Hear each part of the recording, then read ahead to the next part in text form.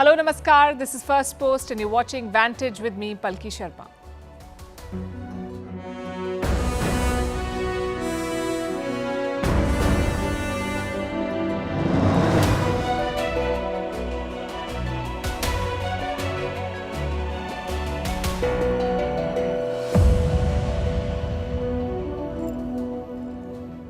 India's moment is finally here. The G20 Summit is underway.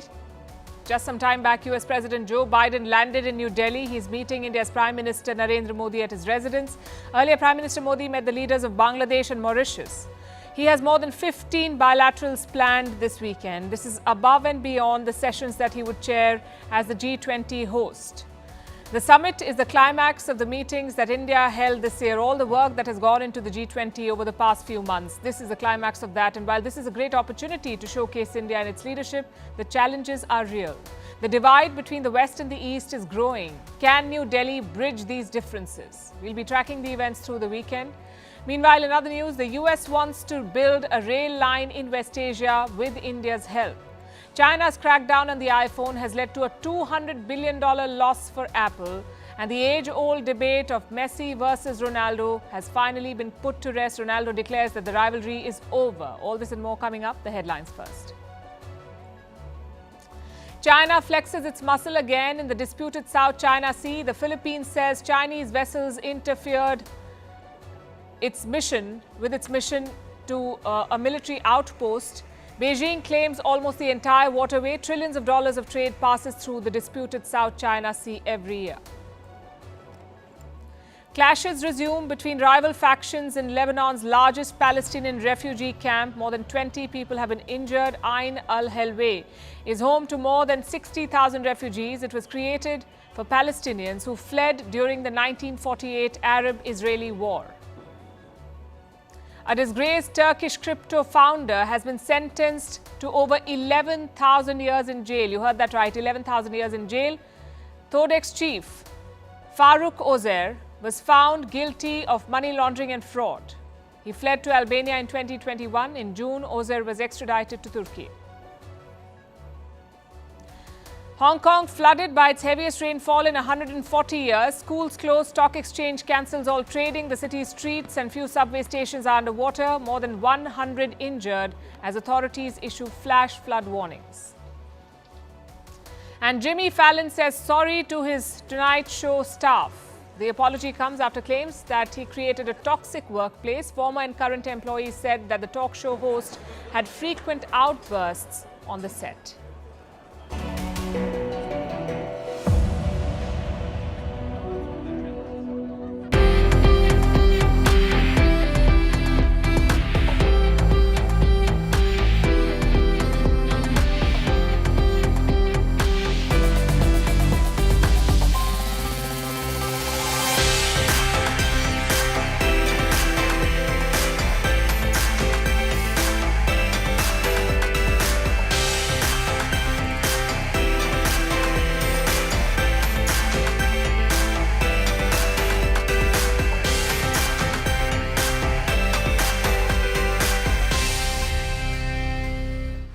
The leaders are arriving, the meetings have begun. India is hosting the G20 Summit and we are bringing you our 360-degree coverage. Also special editions of Vantage on Saturday and Sunday, 9 p.m. IST, 3:30 p.m. GMT. Our team will be at the venue to capture all the action for you. So whatever it is that you want to know about this G20 Summit, this is your destination, Firstpost.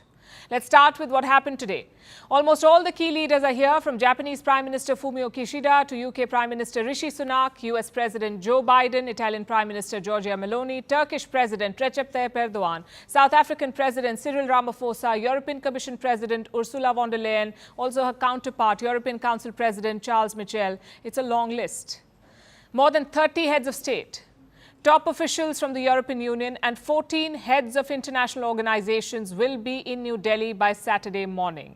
Most leaders are arriving tonight, and India has gone all out to welcome them. All dignitaries are being welcomed by traditional Indian dancers. The performers represent different states of India. Also, the country's rich diversity, like the Bihu from Assam and the Sambalpuri from Odisha, which the IMF chief also tried to perform. Take a look at this. And she was quite a sport. India has put its rich cultural diversity on display. Some leaders are trying to experience it, like British Prime Minister Rishi Sunak. He's reconnecting with his Indian roots, he says. He arrived in India this afternoon and went straight to the British Council to engage with the Indian community. Later, he spoke about his Indian heritage. Hindu, and that's how I was raised, that's how I am. Hopefully I can visit a mandir while I'm here for the next couple of days. And yes, we've just had Raksha Bandhan, so from my sister and my cousins I have all my Rakis, and you know, I didn't have time to celebrate Janmashtami properly the other day, but hopefully, as I said, I can make up for that if we visit a mandir this time. But it's something that is important to me. I think faith is something that helps everybody who has faith in their lives, particularly when you have these stressful jobs like I do. Having faith to give you resilience, to give you strength is important, and it provides an outlook on life which I find particularly valuable. It's quite an experience for the dignitaries arriving in New Delhi, but some leaders will miss out on this experience. There are some notable absentees, like the presidents of Russia and China. Xi Jinping has sent the Chinese Premier Li Qiang to lead their delegation. Ahead of their arrival, Beijing issued a statement. It said that China is ready to work with all parties and push for a positive outcome at the G20. Firstly, China has always attached great importance to the G20 and actively participated in related activities. In preparation for the New Delhi summit, the Chinese delegation also participated in the consultations and discussions on the document in a positive and constructive manner. We are ready to work with all parties to promote a positive outcome. Well, consensus could be elusive, especially on Ukraine. The Russian president, as you know, is also not coming. In fact, he won't participate in any capacity, not even virtually. He will not make a speech online, as he tends to do when he is not attending a summit. Russia will be represented by Foreign Minister Sergei Lavrov. Remember, Putin opted out last year as well. Indonesia was the host then of the G20, and they invited Putin, but it was a no-show. Perhaps because Zelensky was invited too at the summit in Bali. The Ukrainian president delivered a virtual address then. This year, India has not invited Zelensky in any capacity. There's a last-minute pullout as well. Spanish Prime Minister Pedro Sanchez, he tested positive for the Wuhan virus, so he will not be coming. The Spanish first vice president is attending in his place. There are some special guests as well. India has invited 9 countries. These are not G20 members, but New Delhi wanted them to join the talks. The leaders of Bangladesh, Egypt, Mauritius, the Netherlands, Nigeria, Oman, Singapore, Spain and the UAE. Their leaders are in New Delhi for this event. Heads of international organizations are also here, like the chiefs of the World Bank, the World Trade Organization, the International Monetary Fund and, of course, the United Nations. India has made the developing world a priority. The idea is to amplify their concerns on a global stage. Prime Minister Modi's first engagements reflect that. He held 3 meetings today. He met the leaders of Mauritius and Bangladesh. The third meeting was with US President Joe Biden. We'll cover that in just a bit. Let's talk about the first 2 meetings with Mauritius and Bangladesh. Mauritius is being represented by Pravind Kumar Jagnot, the Prime Minister, and Bangladesh is being represented by their Prime Minister Sheikh Hasina. These were bilateral talks. Prime Minister Modi met both the leaders at his residence. The next 2 days will be hectic for him, to say the least. His schedule is packed. He will chair a range of sessions at the G20. They will cover a wide variety of subjects, from economic growth to sustainable development goals, reform of multilateral institutions, digital public infrastructure, gender equality, a whole host of things. And when he is not inside the summit hall, Prime Minister Modi will be holding bilateral talks. He'll meet the leaders of the United Kingdom, Japan, Germany, Italy, France, Canada, Turkey, the UAE, South Korea and others. More than 15 bilateral meetings have been planned. So what can we expect tomorrow? Saturday is the first business day of the G20 Summit. The leaders will gather at Bharat Mandapam. That's the venue of the summit. It's in central Delhi. The leaders, they will discuss the leaders' declaration. India has prepared a draft, and this draft will go through tough scrutiny. The leaders will go over every line and push back wherever they have an objection. We told you about this yesterday. There are divisions over a passage on Ukraine. The West wants a strong condemnation of the war.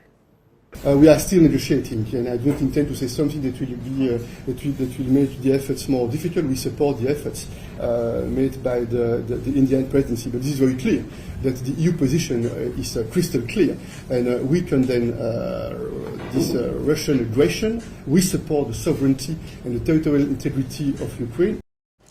Russia and China, of course, are against that. And remember, the G20 is not like the United Nations Security Council.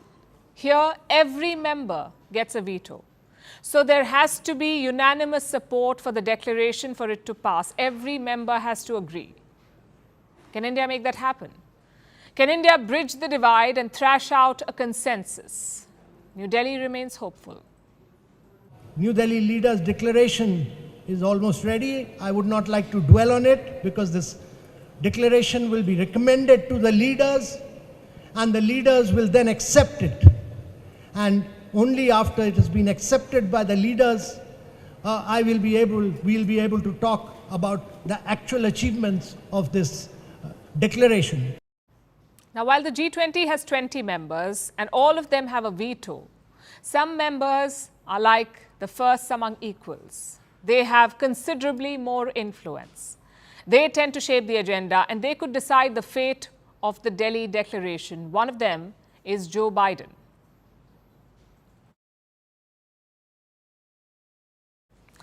The US President, Joe Biden, he arrived a short while back in New Delhi. His plane Air Force One landed at the Palam Air Force Station. There was a bit of rain in the air, but the president seemed to be in high spirits. He was treated to a traditional Indian dance on the runway. It's been a highlight of India's G20 welcome. Now, with the niceties done, it was time for the main event. Biden headed to Prime Minister Modi's residence. That's where the bilateral meeting is happening. At the Prime Minister's residence, he welcomed Joe Biden to his home. They exchanged some pleasantries, shared a few laughs, and then it was down to business. Later tonight, Prime Minister Modi will also be hosting a private dinner for Joe Biden. Now, this is Biden's first visit to India as the US president. He took charge in January 2021. It's taken him more than 2 years to visit India, but this delay has not affected the relationship. Many would argue that this is the highest point in India-US relations, the highest ever.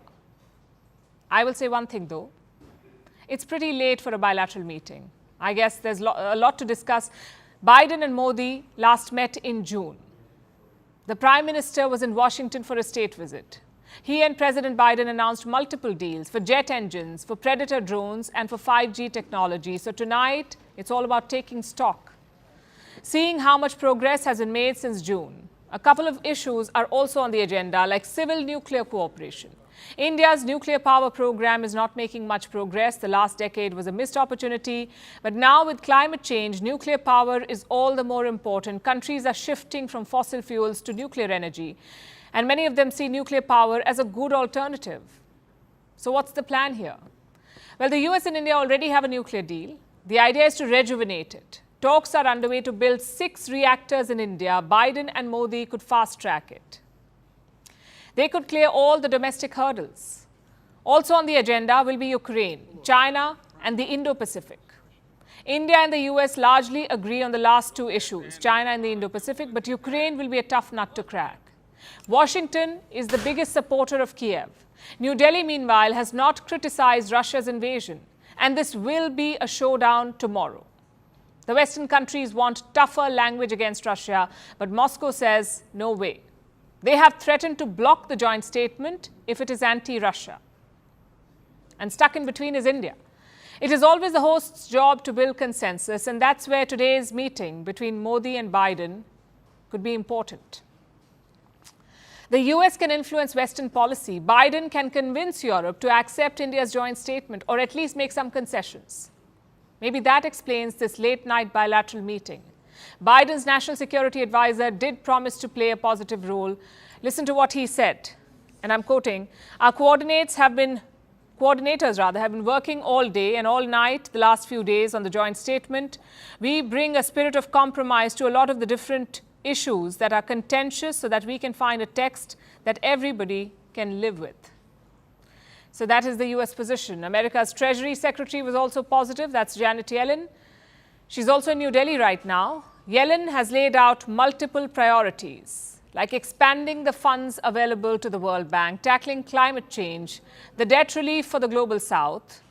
She also praised India's G20 presidency in a divided world, and she promised full support to drafting a joint statement. Listen in. I understand that this is challenging to craft such language, but I know the negotiators are discussing it and working hard to do so. And we stand ready, certainly, to work with India to try to craft a communique that successfully addresses this concern. The US too has something to gain. There was a very important BRICS summit last month. The group added 6 new members. It's no secret that China wants to turn BRICS into an anti-US bloc. Now, Biden will try to prevent that, and for that he needs Prime Minister Modi's support.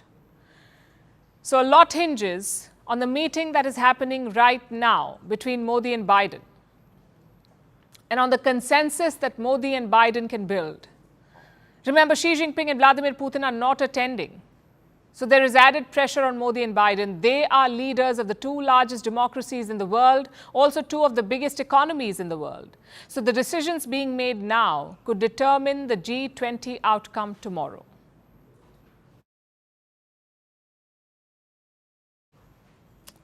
And they have a lot to talk about. One of the issues that they could discuss is a rail deal, a railway project connecting West Asia. And this is a very important deal. Tonight we'll tell you what this is about. It's basically a major joint infrastructure deal. It will connect West Asia via a network of railways. The US president is lobbying for it. So are the leaders of India, Saudi Arabia and the UAE. So clearly there's a lot of push, a lot of powers want it. But where does India feature in this? Well, this network will also connect to India. This will be via shipping lanes from ports in the region. Now, this railway project apparently is a key deliverable for Joe Biden. The US president wants to secure this deal. And reports suggest that he wants to do this during the G20 weekend, meaning in the next 2 days, he wants this railway deal. So you could expect an announcement in the next 2 days. And we'll wait for that. But let's look at what the deal is all about.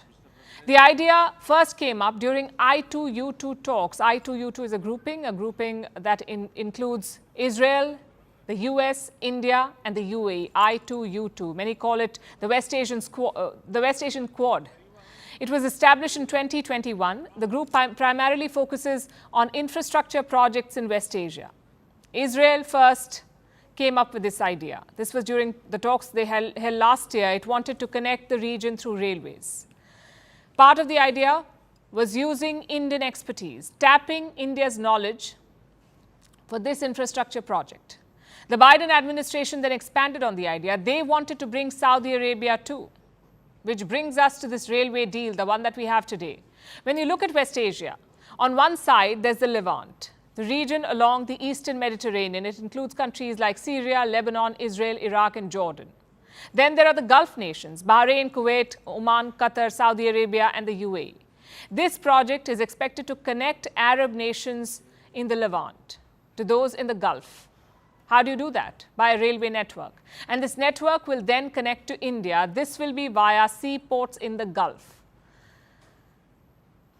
The first reports about this project started coming in the month of May. That's when US National Security Advisor jetted off to Saudi Arabia. He met with his Saudi, Emirati and Indian counterparts. And we are currently in the month of September and it looks like it could be a done deal soon.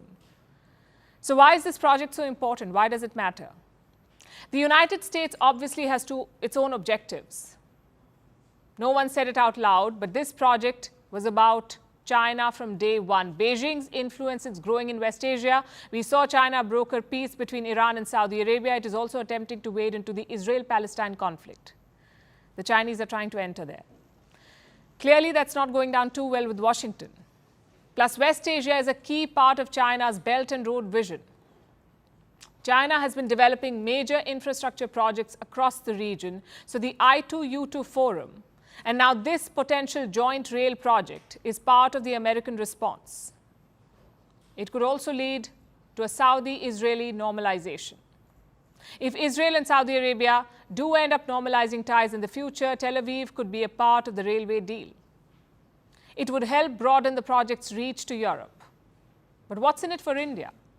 Well, a lot of things. First of all, West Asia is crucial for India's energy security. So this project will allow for faster movement of crude. It will also help minimize costs in the long run.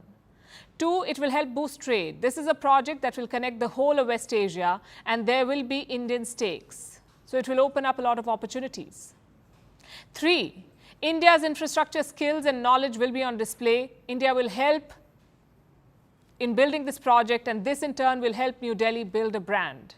And 4, it will help Indian citizens in the Gulf. Nearly 8 million Indians live and work there. The connectivity boost is a good thing for them. So basically, it's a win-win for all. The deal is expected to be announced soon, maybe on the sidelines of the G20 summit. We will keep track for you.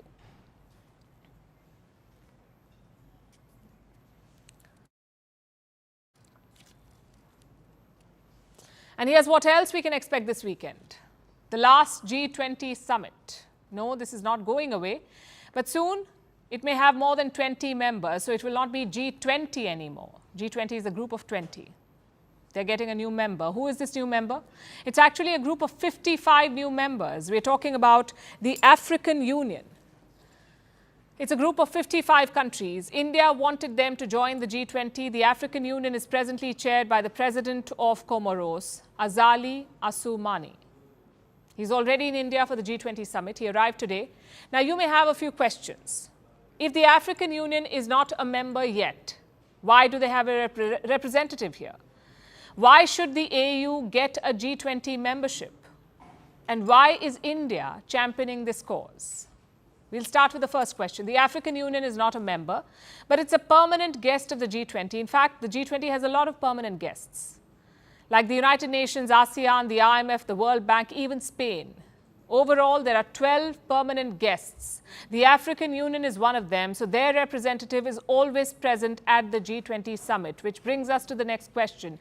If the African Union is already present at every G20 summit, why do they need a full membership? Well, it's about just representation. Think about Africa. Africa is home to 1.4 billion people, about 17% of the world's population. But the continent has just one full member in the G20, and that is South Africa. That's all, one member. This lack of representation appears even more stark when you compare Africa to Europe. Europe's population is about 750 million people, a bit more than half of Africa's. But Europe has 5 G20 member countries: Britain, France, Germany, Italy, Russia. There's also Turkey, which, like Russia, is part of both Asia and Europe, but for now, we're not counting it. So we'll say that there are 5 European G20 members. Then there's the European Union itself. It has 27 member countries, and they get a voice at the table because the European Union is a G20 member. So 5 countries plus the EU, which means France, Germany, Italy get a little extra say. They're members via the EU, and they're members in their own capacity. But that's not where the European tilt ends. You also have Spain as a permanent guest. It is the only country to have that status, a permanent guest country. When you consider all of this, you can see that Europe has a lot of say in the G20, greater than its population should warrant. And conversely, Africa does not have enough of a voice. Now, the AU joining the G20, the African Union joining the G20 as a full member, will not completely undo this disparity, but it is a start. 2 voices at the table are better than 1. And it's a way towards just representation. That's one of the reasons why India is pushing for the full inclusion of the African Union. As far as AU is concerned, let me say that the Prime Minister, who's a great believer in Global South, had written to all the leaders and there has been a very positive response, but formally that will come before the summit. That was Amitabh Kant, India's G20 Sherpa. He basically said that this was a move by India to further the cause of the Global South. It's India's way of bringing more voices to the table, especially voices from the Global South that have so much in common with India. It will likely give India more allies at future summits. So it's not just an egalitarian move, it's also a smart political move on India's part, which is why India is championing the inclusion of the African Union. And it seems the rest of the G20 is listening to New Delhi. I look forward to welcoming the African Union as a permanent member of the G20, and I am proud that the EU reacted immediately in a positive way to support this candidature. Charles Mitchell says the EU is on board. He says the EU responded to the suggestion immediately and in a positive way. India has other leaders. India says, in fact, that other leaders have responded in much the same way. They're also positive. So all that's left are the formalities, unless, of course, someone vetoes the process. Now, on the face of it, there's no reason for anyone to stop the African Union from joining the G20. It should be a done deal. But there's something to be said about not counting your chickens before they hatch. We've explained why this needs to be done. The decision should come by Sunday, so we are hoping to bring you the good news soon. Meanwhile, earlier today, I spoke to the Foreign Minister of Nigeria. His name is Yusuf Maitama Tugar. And this is what he said about India hosting the G20 Summit and pushing for the inclusion of the African Union. Welcome to Firstpost, sir. Thank you for having me. How are you doing? Good, a bit tired, but feeling good. The Nigerian delegation was the first to arrive for the G20 Summit. How's your experience of New Delhi in particular and India in general been so far? It's been wonderful. We received a warm welcome. I was the first foreign minister to arrive. My president was the first president to arrive, even though we arrived separately. So it's been wonderful. You've liked it so far? Oh yeah, absolutely. Well, this year's G20 Summit, there's a lot of buzz about Africa. We understand the African Union is going to be made a part of the group and India has been pushing for it. Do you foresee any obstacles or how optimistic are you about this happening? Very optimistic. We welcome the idea, but we also feel that Nigeria should be included as well, being the most populous country in Africa and the largest economy. And, you know, the theme is one world, one family, one future. We want that future to be democratic, and the family should be democratized and more inclusive. So 15% of Africans should be included. The same way that EU and other European countries are included, we feel that there's room for the AU and Nigeria at the same time. And what sort of response has this proposal received so far? Well, there's still talks going on. Quite a number of countries are not averse to that idea. I believe India is also one of them, because India has always been supportive of the global South and South-South cooperation and collaboration. We've been partners going back to you know, the non-aligned movement, the struggle to free Africa from racist colonial rule. So, you know, we're quite optimistic. We're happy that India saw it fit to invite us. How do you see India's role here as the G20 chair, but in particular, the Prime Minister has been talking about the inclusion of Africa and the inclusion of African partners. How do you see that effort? No, this is wonderful. It's welcome, and we're happy and lucky that India has the presidency, even though it's just for a year. But India is a very key member of the G20, and we believe with the support of countries like India and the forward outlook of Prime Minister Modi, we can get in there. And we need to be on the decision-making table of the largest economies in the world, where, you know, key decisions that affect the whole world and that affect Africa are there. We're just coming out of a pandemic. We saw what happened with you know, the whole politics surrounding vaccines and how some countries were shortchanged, and what some are referring to even as vaccine apartheid. So this is why it's very key for Nigeria, which is expected to become the third largest country in the world with a population of 400 million, to be part of the G20. You mentioned some very important issues, and you know, post the pandemic and then the war in Ukraine, we've seen this East-West divide sort of widen. And this is a very important platform where leaders like you and others who represent the global South can make their voice heard and raise the issues that really matter to the people.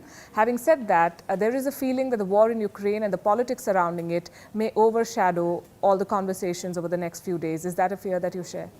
I don't share that, because, you know, countries like India, for instance, India is the largest country on the planet, you know. Nigeria is the largest country on the African continent. So even though we're not members, we're invitees, we're attending, and I think there's more to discuss than just Ukraine. Yes, it's important to discuss Ukraine.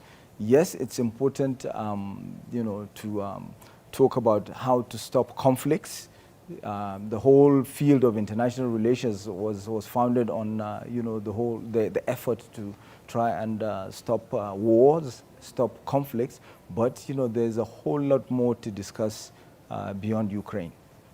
Do you think the absence of some prominent names also impacts the kind of conversations that will happen? The United States, for instance, has called Beijing a spoiler. That's the word they used. Yes, well, I mean, these are, like I said, the theme is one world, one family, one future. So even within families, siblings quarrel, they fight. And I'm sure, some of these issues will be resolved, and this is perhaps one time that not all members of the family will be in attendance, but the next presidency moves to Brazil. Maybe by then some of these issues would have been resolved, or there's common ground to meet all together, and hopefully for Nigeria to be part of such future meetings.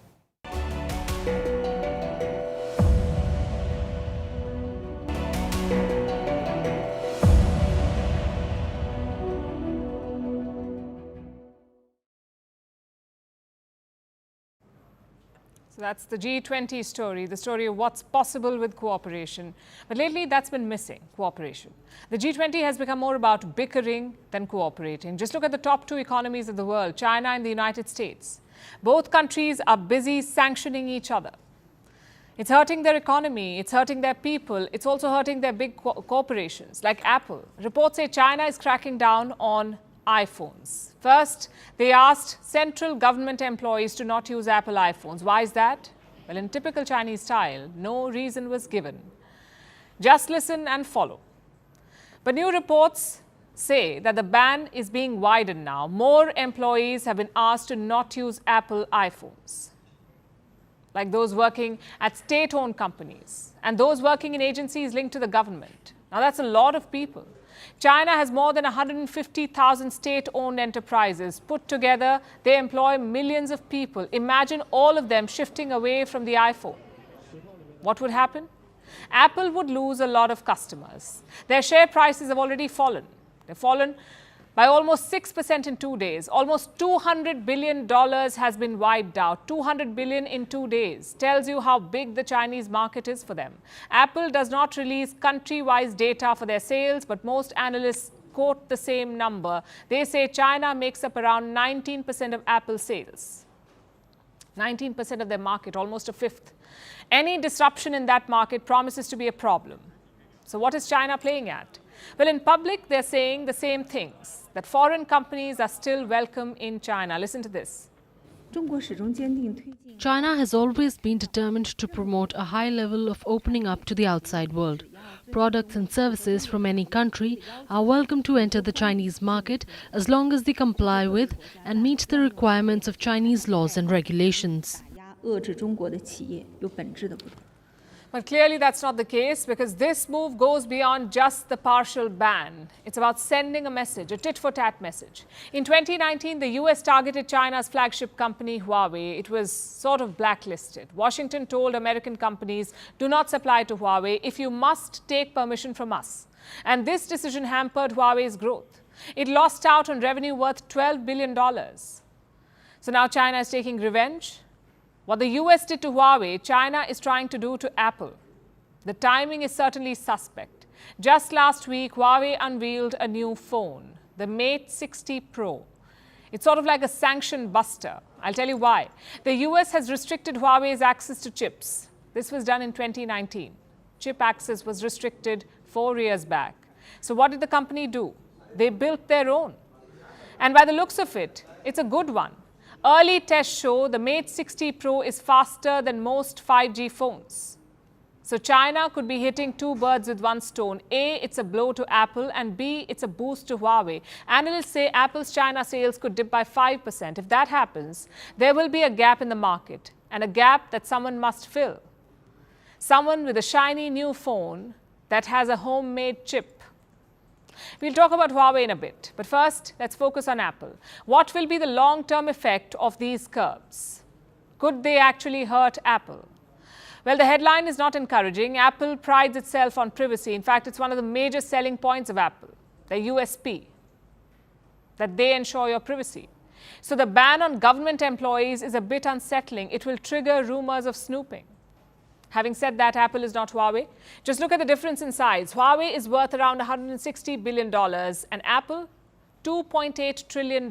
It's a case of being too big to fall. Plus, Apple has some leverage over China. The company has invested $275 billion in the country since 2016. Apple has invested $275 billion in China. It has also created more than 5 million jobs. So Apple has some levers too. They're already shifting supply chains out of China. Such bans could speed up that process.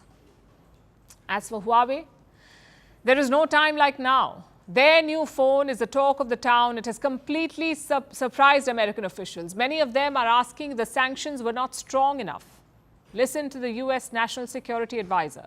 That the United States should continue on its course of a small yard, high fence set of technology restrictions focused narrowly on national security concerns, not on the broader question of commercial decoupling. That is where our emphasis has been. That's where it's going to continue, sort of regardless of the outcome.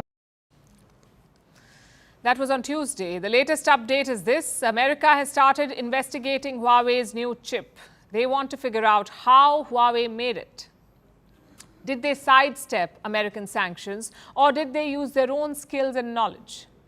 Well, either way, one thing is clear, the sanctions war is not ending soon. In fact, it's just getting started. You could see more and more companies getting caught in the crossfire.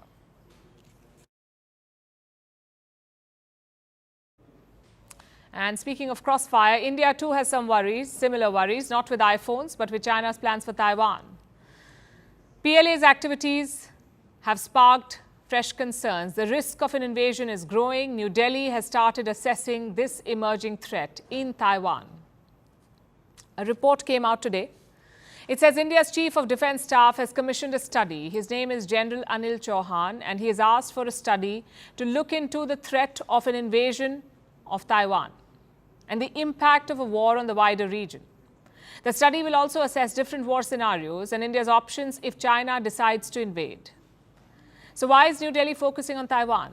Because of the United States. Apparently, the US has made some discreet inquiries. American officials want to know what India's response would be if China invades Taiwan.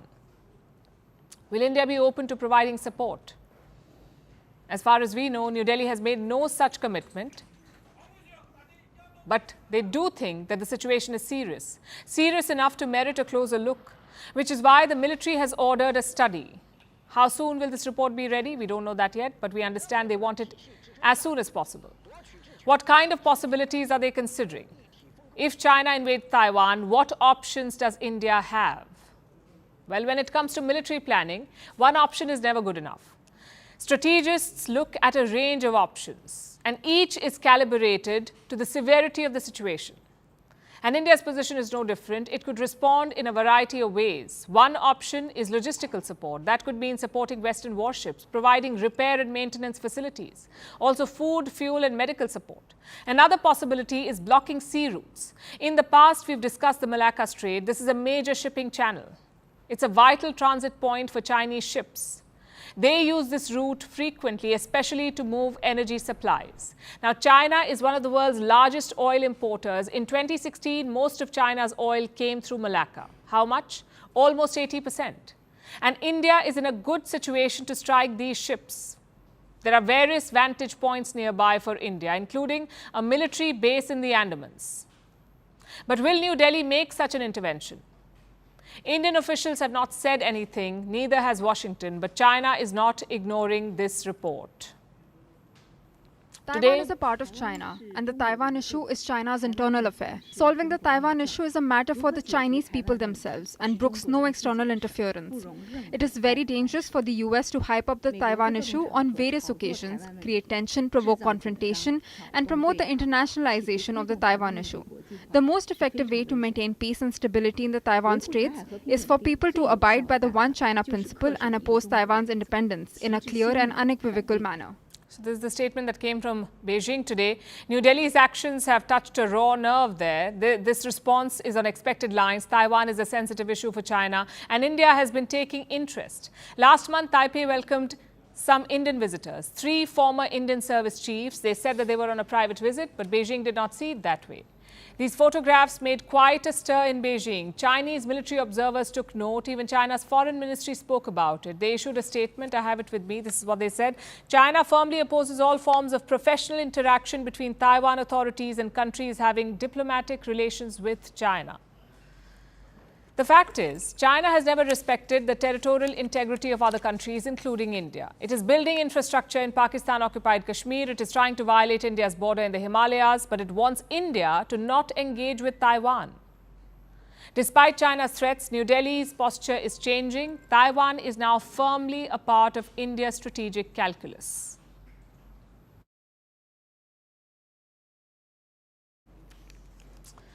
North Korea has finally done it. It claims to have launched a tactical nuclear attack submarine, something that's long been on its weapons wish list. North Korean leader Kim Jong-un held a ceremony to reveal this submarine. He said it will be one of the Navy's main means of underwater offensive. That's the term he used.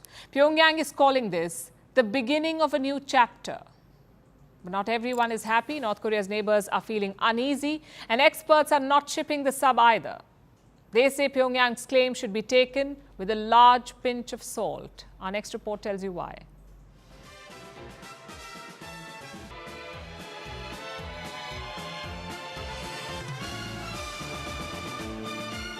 Quite the festive occasion, isn't it? Colourful balloons and confetti engulf the scene. Hundreds of people wave flowers and flags. North Korean leader Kim Jong-un is seen with a smile plastered on his face as he stands in a shipyard surrounded by naval officers. But all of this is overshadowed by one thing, an enormous black submarine. It's the toast of the town, and this celebration is in fact in its honor. North Korea held a ceremony to reveal the submarine, which Pyongyang claims can launch nuclear weapons. They say it's a tactical nuclear attack submarine. It has been named Hero Kim Kun-ok after a North Korean naval officer and a historical figure. And Pyongyang is quite proud of it. It has regularly tested ballistic and cruise missiles this year.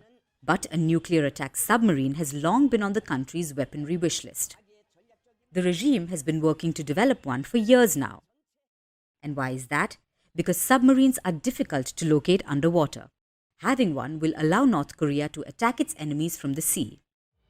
Which is probably why Kim said the sub will be one of the Navy's main means of underwater offensive.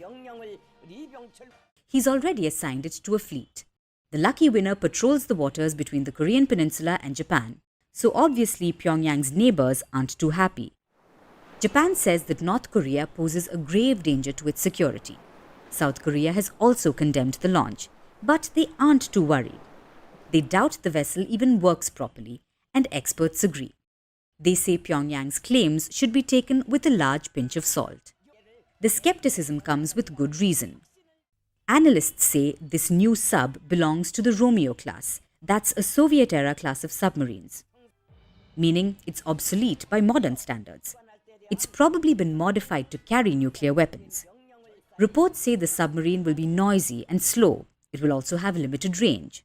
On top of that, no one is certain that the sub is operational. Pyongyang has yet to demonstrate it successfully. While the success of this newly launched sub is unclear, one thing isn't. Kim wants to send a message to the world.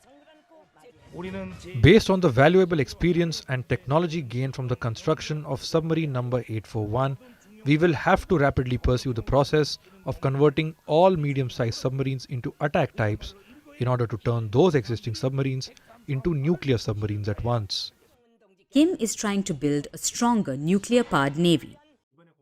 Let me assure that in the next 5 or 10 years, we will have to create an era in which our navy forces evolve so that we can meet the absolute mission that other military sectors can never replace. But these subs may not add much value to the country's defense system. By the looks of it, the aging submarines won't survive long during a war, so it could just be optics. While it may look threatening, the bark might be worse than the bite.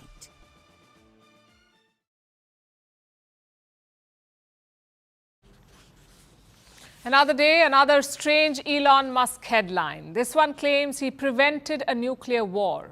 Elon Musk prevented a nuclear war. I must say, even for Elon Musk, this is an outlandish claim. So what exactly is the story here? A new Musk biography is about to be released. It talks about his involvement in Ukraine. When the war began, Musk was in Kiev's corner. In fact, he kept the country online. Russia had knocked out Ukraine's internet connectivity, so Elon Musk sent his Starlink satellite terminals. We're talking about multi-million-dollar shipments, but later on, Musk lost interest. His support for Ukraine became lukewarm, which brings us to the incident in question. We don't know when it happened, but this is how the upcoming biography narrates it. Ukraine was plotting an attack on Russian ships in Crimea. Their plan was to use submarine drones. These drones are the ones that travel underwater, hence submarine drones. And they never hit the target. Instead, they washed up on the Crimean shore. So what happened there? The book claims that Elon Musk intervened. He secretly asked his engineers to disable Starlink near Crimea. No internet, no drones. Basically, the book says Elon Musk sabotaged Ukraine's attack. And why did he do that? Apparently, Musk spoke to Russia's ambassador in the United States. He told him of the drone attack. The Russian envoy said there would be a nuclear response to this. So Elon Musk got spooked. He disconnected Starlink satellites.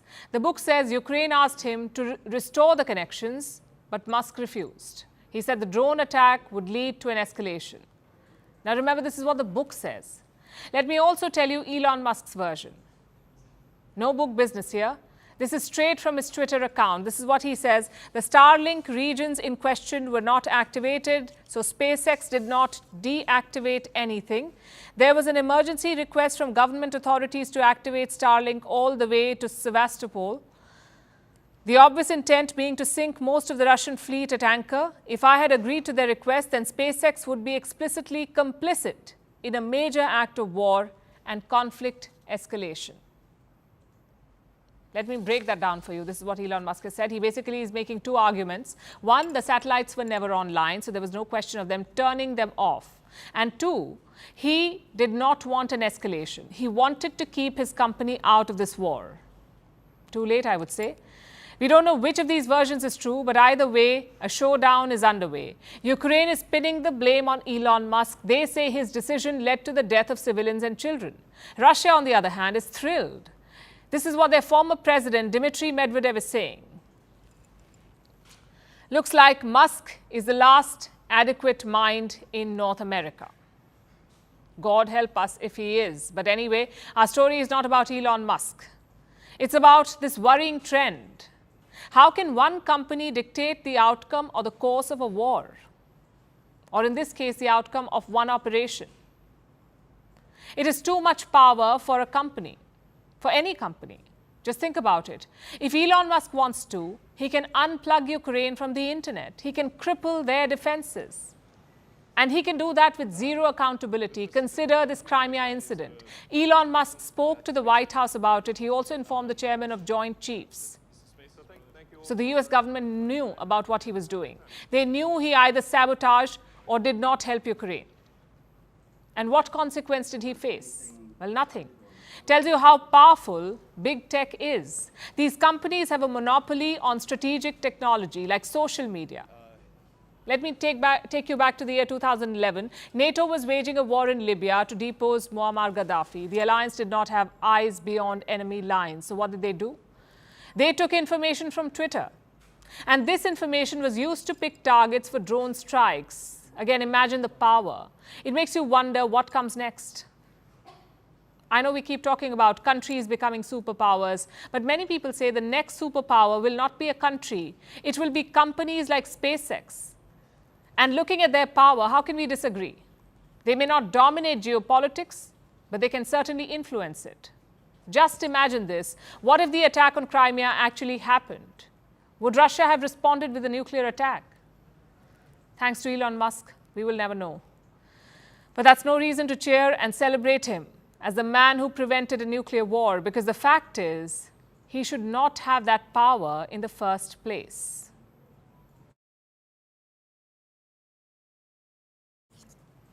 For our last story tonight, we'll talk about the end of an era.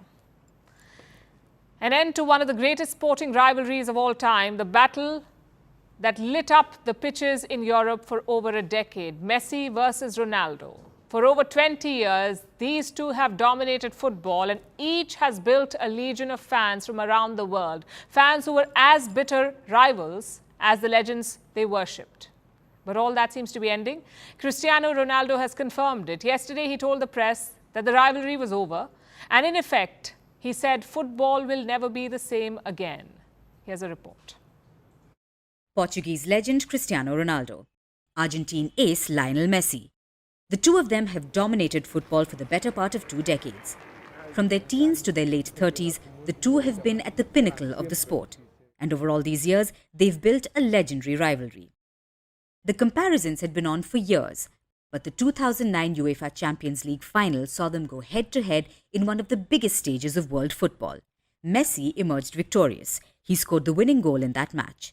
A few months later, he pipped Ronaldo to win his first Ballon d'Or, one of football's greatest honours. Ronaldo had won the coveted award in 2008, and he wanted it back. Ronaldo decided to fight Messi on his own turf. He made a world record move to Real Madrid ahead of the 2009-10 season. And that's when the rivalry truly reached epic proportions. Messi was the talisman for Barcelona. Ronaldo was the linchpin for Real Madrid. The two were facing off against each other during one of football's greatest derbies, the El Clásico. There was no looking back. Between 2008 and 2017, either Messi or Ronaldo won the Ballon d'Or. They won 5 each in those 10 years. And their clubs usually went on to lift a host of other trophies as well. For those 10 years, the Messi-Ronaldo rivalry had no parallels. But things started to cool down after that. In 2018, Ronaldo left Spain. The Portuguese star went on to Italian champions Juventus. Then, in 2021, he returned to Manchester United, where he stayed till last November. Then this year, Cristiano left Europe. He joined the Saudi Arabian club Al Nassr.